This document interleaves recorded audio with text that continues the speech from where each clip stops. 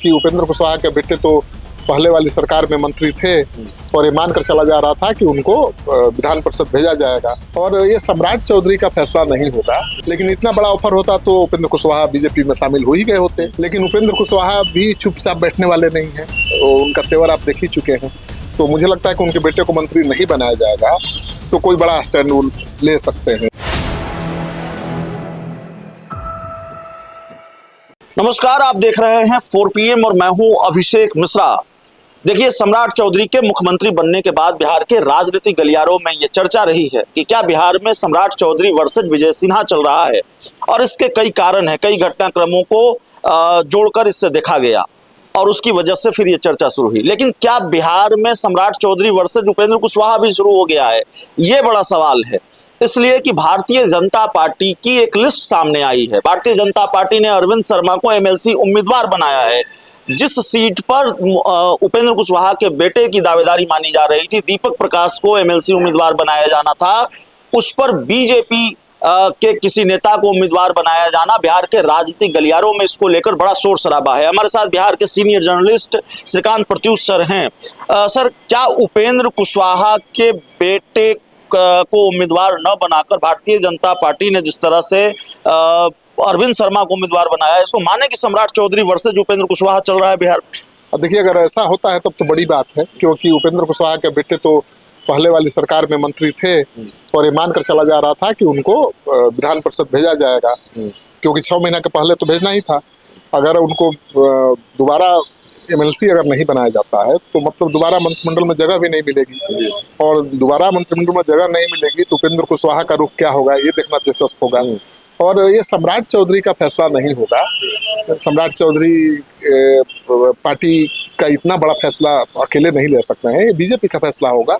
हो सकता है कि बीजेपी ने फैसला लिया हो कि अब भाई हमारा कुशवाहा नेता CM हो गया है और उपेंद्र कुशवाहा को राज्यसभा दे ही चुकी है बीजेपी, तो फिर विधान परिषद क्यों?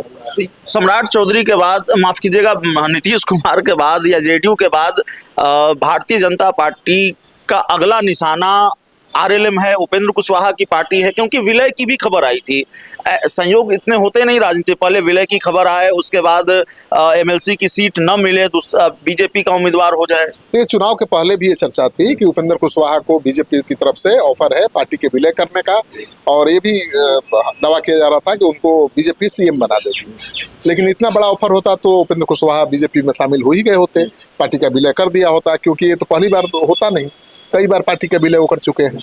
तो लेकिन ऐसा होगा नहीं, मुझे लगता है। और अब जब सम्राट चौधरी मुख्यमंत्री बन चुके हैं, कुशवाहा समाज से आते हैं, फिर उपेंद्र कुशवाहा की पार्टी का बीजेपी में विलय कराने का कोई मतलब नहीं है। लेकिन भारतीय जनता पार्टी क्या ये मैसेज दे रही है उपेंद्र कुशवाहा को कि अब विलय जरूरी शर्त है भारतीय जनता पार्टी से, अब आपको आगे कुछ चाहिए? तो अगर उनके बेटे को मंत्री बीजेपी नहीं बनाती है तब तो ये सच है कि यही मैसेज है कि भाई ये तभी होगा जब आप बीजेपी में आ जाएंगे, और बीजेपी में उपेंद्र कुशवाहा अपनी पार्टी का विलय कर देंगे तो उनके बेटे का मंत्री बनना बिल्कुल तय है।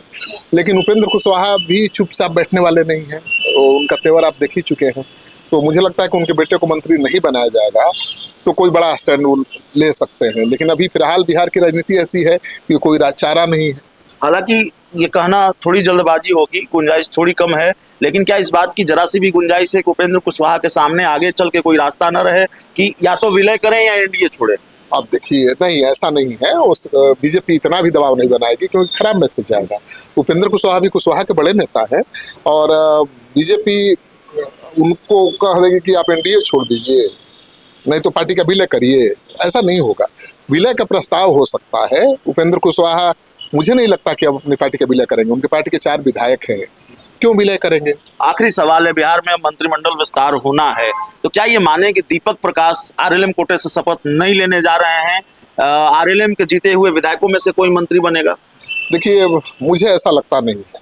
वैसे उपेंद्र कुशवाहा की पार्टी के 3 विधायक नाराज चल रहे थे, आपको पता ही है। माधव आनंद नाराज चल रहे थे, आलोक सिंह जो प्रदेश अध्यक्ष बने हैं वो भी नाराज चल रहे थे, और एक तो पहले से ही नाराज है। तो 3 विधायकों की नाराजगी तो मुश्किल काम है ही। लेकिन अब सब 2 साथ दिख रहे हैं, माधव आनंद और आलोक सिंह। तो ऐसे में हो सकता है कि उपेंद्र कुशवाहा का फैसला होगा, ये बीजेपी का फैसला नहीं होगा।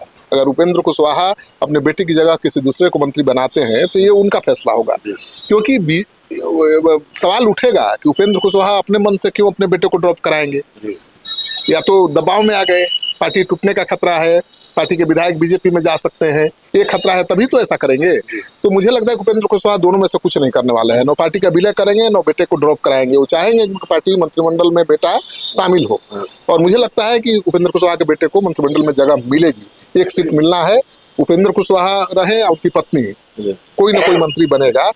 पार्टी के विधायकों को अभी भी इंतजार करना पड़ेगा। पार्टी के विधायकों को अभी भी इंतजार करना पड़ेगा। हमारे साथ श्रीकांत प्रत्युष सर थे। इस पूरी रिपोर्ट में इतना ही। बहुत बहुत धन्यवाद।